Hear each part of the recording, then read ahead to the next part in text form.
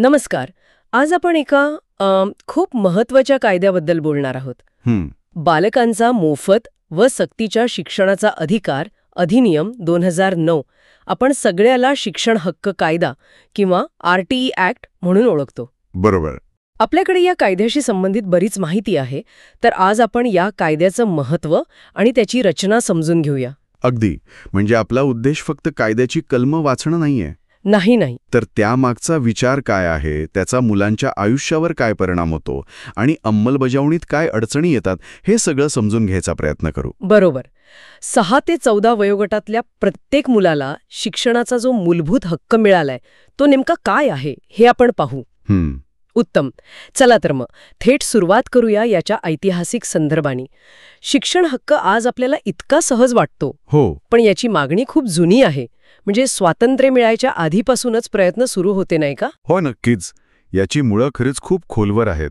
आपल्या माहितीप्रमाणे अगदी 1893 मध्ये बडोदा संस्थानात अच्छा, महाराज सयाजीराव गायकवाड यांनी प्राथमिक शिक्षण सक्तीचं आणि मोफत करण्याचा प्रयत्न केला होता. 1893 मध्ये? हो.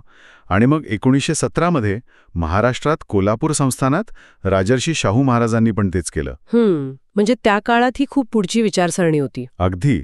दूरदृष्टीचं उत्तम उदाहरण होतं ते. आणि मग राष्ट्रीय पातळीवर काय परिस्थिती होती? राष्ट्रीय पातळीवर पण प्रयत्न सुरू झाले होते. नामदार गोपाळकृष्ण गोखले यांनी 1911 मध्ये ब्रिटिश कायदेमंडळात मागणी केली होती, संपूर्ण भारतासाठी सक्तीचं प्राथमिक शिक्षण हवं अशी. अच्छा. जरी तेव्हा ती पूर्ण झाली नाही, तरी त्या मागणीने काय म्हणतात त्याला, भविष्यातल्या कायद्यासाठी एक पाया रचला. बरोबर. आणि मग पुढे 1937 ची वर्धा शिक्षण परिषद, महात्मा गांधींनी मांडलेली मूलोद्योग शिक्षण योजना, ती पण महत्वाची आहे. हो, ज्यात अनुभवातून कामातून शिकण्यावर भर होता. म्हणजे सक्तीच्या आणि मोफत शिक्षणाची गरज स्वातंत्र्य मिळण्यापूर्वीच लक्षात आली होती. मग स्वतंत्र भारतात या विचाराला कायद्याचं रूप कसं मिळालं? कोणता टप्पा महत्वाचा ठरला? स्वतंत्र भारतात सुरुवातीला संविधानात शिक्षण हे मार्गदर्शक तत्वांमध्ये होतं, म्हणजे बंधनकारक नव्हतं. हो. पण त्याला मूलभूत हक्काचा दर्जा मिळायला 2002 साल उजाडलं. त्या वर्षी झालेली 86वी घटना दुरुस्ती. 86वी? हो. हा या प्रवासातला सगळ्यात महत्वाचा टप्पा म्हणता येईल. या 86व्या घटना दुरुस्तीने नक्की काय बदल झाला? या दुरुस्तीमुळे संविधानात एक नवीन कलम जोडलं गेलं, कलम 21अ. कलम 21अ? हो. आणि यानुसार 6 ते 14 वयोगटातल्या सगळ्या मुलामुलींसाठी शिक्षण हा झाला मूलभूत हक्क, फंडामेंटल राईट. अच्छा, म्हणजे आता शिक्षण मिळवणं हा प्रत्येक मुलाचा कायदेशीर अधिकार झाला? अगदी. घटनात्मक अधिकार, ज्यासाठी तो किंवा त्याचे पालक सरकारला जबाबदार धरू शकतात. आणि याच अधिकाराला प्रत्यक्षात आणण्यासाठी मग हा शिक्षण हक्क कायदा 2009 आला. अगदी बरोबर. कलम 21अ ची अंमलबजावणी कशी करायची, जबाबदारी कोणाची असेल, हे सगळं स्पष्ट करण्यासाठी संसदेने 4 ऑगस्ट 2009ला हा कायदा संमत केला. आणि लागू कधी झाला? राष्ट्रपतींची संमती 26 ऑगस्ट 2009ला मिळाली आणि मग 1 एप्रिल 2010 पासून हा कायदा लागू झाला. संपूर्ण देशात? हो. तेव्हाचं जम्मू काश्मीर वगळता संपूर्ण देशात. कायद्याच्या रचनेबद्दल काय सांगाल? किती प्रकरणं, कलमं आहेत? कायद्याच्या मूळ मसुद्यात 7 प्रकरणं आणि 38 कलमं होती. यात कायद्याची व्याप्ती, म्हणजे तो कोणाला लागू होतो, बालक म्हणजे कोण, प्राथमिक शिक्षण म्हणजे काय, अशा महत्वाच्या व्याख्या दिल्या आहेत. उदाहरणार्थ?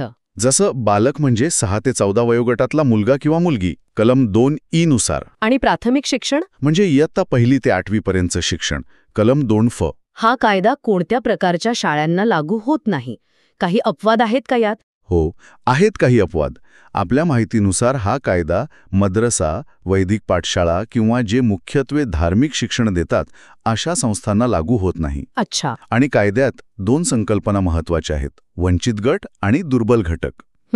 वंचित गटात कोण येतं? कलम 2च नुसार यात अनुसूचित जाती, जमाती, सामाजिक आणि शैक्षणिकदृष्ट्या मागास प्रवर्ग आणि दिव्यांग बालकांचा समावेश होतो. आणि दुर्बल घटक? दुर्बल घटकाची व्याख्या राज्यांवर सोडली आहे, म्हणजे प्रत्येक राज्य ठरवू शकतं. अच्छा. आपल्या माहितीतील एका उदाहरणाप्रमाणे महाराष्ट्रात ज्या पालकांचं वार्षिक उत्पन्न 1 लाख रुपयांपेक्षा कमी आहे त्यांना दुर्बल घटकातलं मानलं जातं. आणि या दोन्ही गटातल्या मुलांना काही विशेष अधिकार मिळतात? हो, जसं की खासगी शाळांमधल्या 25% आरक्षणाचा लाभ घेण्याचा अधिकार. आता येऊया कायद्याच्या मुख्य भागाकडे, मुलांना नक्की काय अधिकार मिळाले आहेत हे पालकांना आणि समाजाला माहिती असणं खूप महत्वाचं आहे. निश्चितच.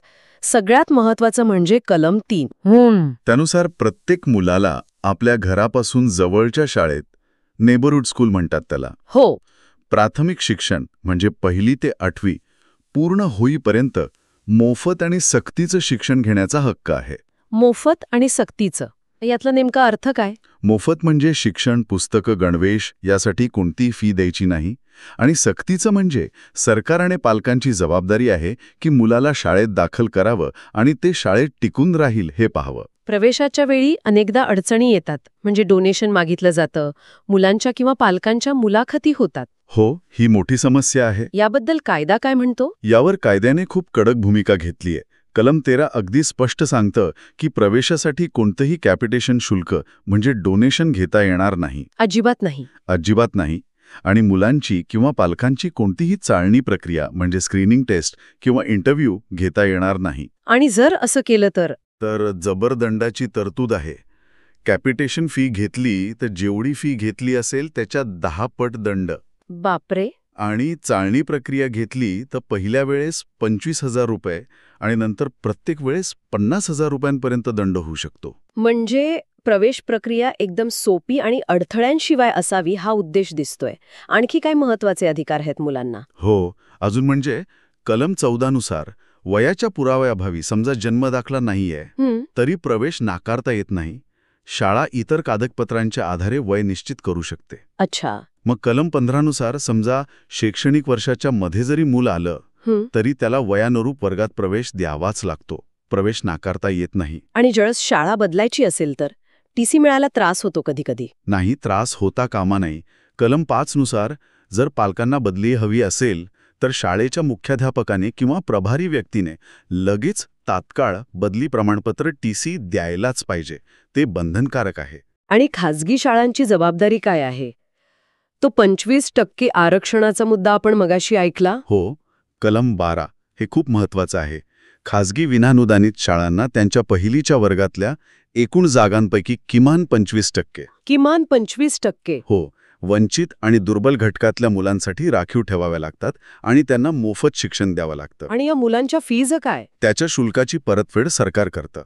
ही तरतूद सामाजिक न्यायाच्या दृष्टीनं खूप महत्वाची मानली जाते. हे झाले मुलांचे हक्क. पण हे हक्क प्रत्यक्षात यावेत यासाठी शाळा आणि शिक्षकांवर पण काही जबाबदाऱ्या टाकल्या असतीलच. अगदी बरोबर. नुसते हक्क देऊन चालणार नाही. ते मिळण्यासाठी चांगलं वातावरण, चांगली व्यवस्था तयार करावी लागते. त्यासाठी कलम 19 आणि त्याला जोडलेली एक अनुसूची आहे. त्यात शाळांसाठी किमान भौतिक आणि शैक्षणिक निकष दिले आहेत. त्यात काय काय येतं? अरे, बऱ्याच गोष्टी आहेत. म्हणजे प्रत्येक शिक्षकासाठी वेगळी वर्गखोली, मुख्याध्यापकांसाठी कार्यालय, मुलामुलींसाठी वेगळी आणि चालू स्थितीतली स्वच्छतागृह. हो, स्वच्छतागृह फार महत्वाचं आहे. अगदी. पिण्याच्या पाण्याची सोय, ग्रंथालय, खेळाचं मैदान, शाळेला कंपाऊंड म्हणजे सुरक्षक भिंत, अशा अनेक पायाभूत सुविधा. आणि या सगळ्या सुविधा कधीपर्यंत उपलब्ध करायच्या होत्या? कायदा लागू झाल्यावर 3 वर्षांच्या आत, म्हणजे साधारण 31 मार्च 2013 पर्यंत हे सगळं करणं बंधनकारक होतं. आणि शाळांच्या व्यवस्थापनाबद्दल काय नियम आहेत? कलम 21 नुसार प्रत्येक सरकारी आणि अनुदानित शाळेत शाळा व्यवस्थापन समिती म्हणजे SMC स्थापन करणं बंधनकारक आहे. अच्छा, SMC. हो. आणि यात सगळ्यात महत्वाचं काय की किमान 75% सदस्य हे पालकांमधून निवडलेले असावेत. 75% पालक? म्हणजे निर्णय प्रक्रियेत पालकांचा खूप मोठा सहभाग झाला. हो ना. ही समिती शाळेच्या कामावर लक्ष ठेवते आणि कलम 22 नुसार शाळा विकास योजना म्हणजे स्कूल डेव्हलपमेंट प्लॅन तयार करते, ज्यात शाळेच्या गरजा काय आहेत, विकास कसा करायचा याचा आराखडा असतो. आता शिक्षकांच्या भूमिकेकडे येऊया. त्यांची पात्रता, संख्या, कामाचं स्वरूप याबद्दल कायद्यात काय म्हटलंय? शिक्षक तर केंद्रस्थानी आहेतच. कलम 23 नुसार शिक्षक म्हणून नेमणूक होण्यासाठी राष्ट्रीय शिक्षण परिषदेने NCTने ठरवलेली किमान पात्रता असणं आवश्यक आहे. जसं की आता टेट परीक्षा उत्तीर्ण असणं गरजेचं आहे. बरोबर. मग कलम 25 नुसार शिक्षक विद्यार्थी प्रमाण म्हणजे प्युपल टीचर रेशो पण ठरवून दिलाय. तो किती आहे? 1ली ते 5वी साठी 30 विद्यार्थ्यांमागे 1 शिक्षक म्हणजे 1:30. आणि 6वी ते 8वी साठी? त्यासाठी 35 विद्यार्थ्यांमागे 1 शिक्षक 1:35. उच्च प्राथमिक म्हणजे 6वी ते 8वी साठी विषयानुसार शिक्षक लागतात का? तिथे विज्ञान, गणित, सामाजिक शास्त्र आणि भाषा या प्रत्येक विषयासाठी किमान एक शिक्षक असणं गरजेचं आहे. आणि मुख्याध्यापक? जर शाळेत 100पेक्षा जास्त विद्यार्थी असतील तर पूर्णवेळ मुख्याध्यापक नेमणं बंधनकारक आहे. शिक्षकांना अनेकदा शिकवण्याव्यतिरिक्त दुसरी कामं दिली जातात, हा नेहमी ऐकायला मिळणारा मुद्दा आहे. हो, खूप मोठी तक्रार असते ही. यावर कायदा काही म्हणतो का? हो, आणि हा अत्यंत महत्त्वाचा मुद्दा आहे बरं का. कलम 27 स्पष्टपणे सांगतं की शिक्षकांना फक्त 3 अशैक्षणिक कामांसाठीच नेमता येईल. फक्त 3? कोणती? 10 वर्षांनी होणारी जनगणना, आपत्ती निवारणाचं काम आणि निवडणुकांची कामं, म्हणजे स्थानिक स्वराज्य संस्था, विधानसभा किंवा संसद. अच्छा. या व्यतिरिक्त इतर कोणतंही अशैक्षणिक काम त्यांच्यावर टाकता येणार नाही, जेणेकरून त्यांचं पूर्ण लक्ष शिकवण्यावर राहील. आणि खाजगी शिकवणी, ट्युशन? त्यालाही कलम 28 नुसार सक्त मनाई आहे. शिक्षक खाजगी शिकवणी घेऊ शकत नाहीत. आणि मुलांच्या सुरक्षितेबद्दल शाळेत भीतीचं वातावरण नसावं यासाठी काय तरतूद आहे? हा कळीचा मुद्दा आहे. कलम 17 यानुसार कोणत्याही मुलाला शारीरिक शिक्षा करणं किंवा त्याचा मानसिक छळ करणं यावर कायद्याने पूर्णपणे बंदी घातली आहे. म्हणजे मारणं किंवा अपमानास्पद बोलणं? हो, दोन्ही. शाळेचं वातावरण मुलांसाठी सुरक्षित, आनंदी आणि शिकायला पोषक असावं, हा यामागचा मुख्य उद्देश आहे. आता थोडं अभ्यासक्रम आणि मूल्यमापनाबद्दल बोलूया. मुलांना शाळेत आणणं, टिकवणं महत्त्वाचं आहेच, पण ते काय शिकतात आणि कसं शिकतात हे पण तितकंच महत्त्वाचं आहे. निश्चितच. कलम 29 मध्ये अभ्यासक्रम आणि मूल्यमापन पद्धती कशी असावी याबद्दल स्पष्ट मार्गदर्शन आहे. काय म्हटलंय त्यात? म्हटलंय की अभ्यासक्रम हा आपल्या संविधानातल्या मूल्यांशी सुसंगत असावा, मुलांचा सर्वांगीण विकास साधणारा असावा. सर्वांगीण विकास म्हणजे? आणि अभ्यासक्रम असा असावा की रट्टा मारण्याऐवजी ज्ञान, समज आणि त्याचा वापर करण्याची क्षमता वाढेल. शिकवण्याची पद्धत आणि माध्यम याबद्दल काही निर्देश आहेत? हो, शिक्षण हे बालकेंद्रित म्हणजे चाइल्ड सेंट्रिक आणि कृतीयुक्त म्हणजे ॲक्टिव्हिटी बेस्ड असावं यावर भर आहे. आणि माध्यम? शक्यतोवर शिक्षणाचं माध्यम मुलाच्या मातृभाषेत असावं. हे महत्वाचं आहे. हो, मुलांना भीतीमुक्त वातावरणात प्रश्न विचारायला, चर्चा करायला, स्वतःचे विचार मांडायला प्रोत्साहन मिळावं असं अपेक्षित आहे. आणि परीक्षा, मूल्यमापन कसं असावं? मूल्यमापन हे फक्त वर्षाच्या शेवटच्या परीक्षेपुरतं मर्यादित नसावं. ते सातत्यपूर्ण आणि सर्वंकष असावं. Continuous and comprehensive evaluation, CCE म्हणतात त्याला. CCE? हो, म्हणजे मुलांच्या फक्त अभ्यासातल्या नाही तर इतर कला, क्रीडा गुणांचं, सगळ्या पैलूंचं वर्षभर मूल्यांकन व्हायला हवं. आणि याच संदर्भात तो एक महत्वाचा मुद्दा आहे, कलम 16. मुलांना 8वी पर्यंत नापास करायचं नाही. हो, नो डिटेन्शन पॉलिसी. यावरून बरीच चर्चा होते नेहमी. बरोबर. कलम 16 नुसार प्राथमिक शिक्षण पूर्ण होईपर्यंत कोणत्याही मुलाला त्याच वर्गात मागे ठेवलं जाणार नाही किंवा शाळेतून काढून टाकलं जाणार नाही. याचा उद्देश काय आहे? मुख्य उद्देश आहे शाळेतील गळती थांबवणं, म्हणजे मुलं मध्येच शाळा सोडून जाऊ नयेत. पण यामुळे शिक्षणाच्या गुणवत्तेवर परिणाम होतो का, असा प्रश्न विचारला जातो. हो, यावर शिक्षण क्षेत्रात वेगवेगळी मतं आहेत. म्हणजे हक्क आणि गुणवत्ता यांचा समतोल कसा साधायचा हा एक मोठा प्रश्न आहे. यावर आपण शेवटी पुन्हा बोलू शकतो. नक्की. आता या सगळ्याची अंमलबजावणी करण्यासाठी सरकार आणि पालकांची काय भूमिका ठरवली आहे? कायदा यशस्वी व्हायला सगळ्यांचा सहभाग महत्त्वाचा आहे. कलम 6 नुसार मुलांना त्यांच्या घरापासून जवळच्या अंतरावर शाळा उपलब्ध करून देण्याची जबाबदारी सरकार आणि स्थानिक स्वराज्य संस्थांची आहे, म्हणजे पंचायत, नगरपालिका वगैरे. जिथे शाळा नाही तिथे नवीन शाळा काढायची जबाबदारी त्यांची. हो, 3 वर्षांच्या आत शाळा स्थापन करायची आहे. मग कलम 7 नुसार कायद्याच्या अंमलबजावणीसाठी जो खर्च येईल त्याची जबाबदारी केंद्र आणि राज्य सरकार दोघांची मिळून आहे. आणि त्यांची कर्तव्य काय आहेत? कलम 8 मध्ये सरकारची आणि कलम 9 मध्ये स्थानिक प्राधिकरणांची कर्तव्य सविस्तर दिली आहेत. जसं की कायद्याची अंमलबजावणी नीट होतीये की नाही हे पाहणं, त्यासाठी निधी उपलब्ध करणं, मुलांची शाळेत नोंदणी आणि उपस्थिती यावर लक्ष ठेवणं. आणि पालकांचं कर्तव्य काय आहे? कलम 10 नुसार प्रत्येक पालकाचं हे कर्तव्य आहे की त्यांनी आपल्या 6 ते 14 वयोगटातल्या मुलाला किंवा मुलीला शाळेत दाखल करावं आणि त्याचं प्राथमिक शिक्षण पूर्ण होईल याची काळजी घ्यावी. आणि लहान मुलांसाठी म्हणजे 6 वर्षांखालील? त्यासाठी पण तरतूद आहे. कलम 11 नुसार 3 ते 6 वयोगटातल्या मुलांसाठी शाळापूर्व शिक्षणाची सोय म्हणजे अंगणवाडी किंवा बालवाडी करण्याची जबाबदारी पण सरकारवर टाकली आहे, जेणेकरून ही मुलं पहिलीसाठी तयार होतील. या सगळ्यावर देखरेख ठेवण्यासाठी किंवा सल्ला देण्यासाठी काही यंत्रणा आहे का? हो, कायद्याची अंमलबजावणी कशी चाललीये यावर लक्ष ठेवायला आणि सरकारला सल्ला द्यायला कलम 33 नुसार राष्ट्रीय स्तरावर आणि कलम 34 नुसार राज्य स्तरावर सल्लागार परिषदा स्थापन करण्याची तरतूद आहे. आपल्या माहितीमध्ये काही इतर योजना किंवा माहितीचा पण उल्लेख आहे जो थेट कायद्याचा भाग नाहीये पण संबंधित आहे? हो, काही पूरक माहिती आहे. जसं की वेदांता ई शिक्षा ॲट स्कूल्स नावाचा एक कार्यक्रम आहे. हा PPP म्हणजे सार्वजनिक खाजगी भागीदारी तत्वावर चालतो, पण तो सर्व शिक्षा अभियानाचा भाग नाही हे लक्षात घ्यायला हवं. अच्छा. तसेच आदिवासी विद्यार्थ्यांसाठी प्री मॅट्रिक शिष्यवृत्ती योजना आहे आणि अहिंदी भाषिक राज्यातल्या विद्यार्थ्यांना मॅट्रिकनंतर हिंदी शिकायला मिळावी म्हणून पण एक शिष्यवृत्ती योजना आहे. आणि शिक्षण हक्क गीताचा उल्लेख होता त्यातील काही विधानांबद्दल? हो, एका प्रश्नामध्ये होतं ते शिक्षण हक्क गीताविषयी 2 विधानं चुकीची म्हणून दिली होती.